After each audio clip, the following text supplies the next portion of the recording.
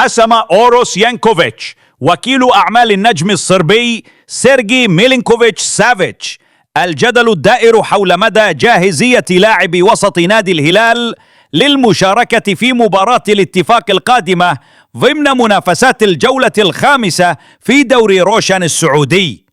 وكانت تقارير صحفية قد أثارت قلق جماهير الهلال، وأكدت أن فرص مشاركة سافيتش في مباراة الهلال والاتفاق أصبحت ضئيلة جدا بسبب إصابة عضلية وعدم تعافيه بعد من تلك الإصابة التي لحقت به.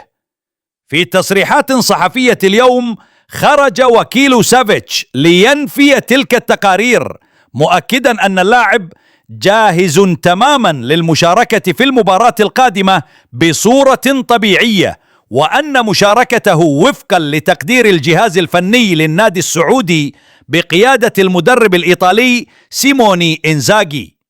والجدير بالذكر أن سافيتش يعد من الركائز الأساسية في تشكيلة الهلال منذ انضمامه إلى الفريق، وقدم أداء لافتا في الجولات السابقة، ما جعل غيابه المحتمل يمثل ضربة قوية للفريق، خاصة أن الزعيم يرغب في المنافسة على لقب دوري روشن السعودي.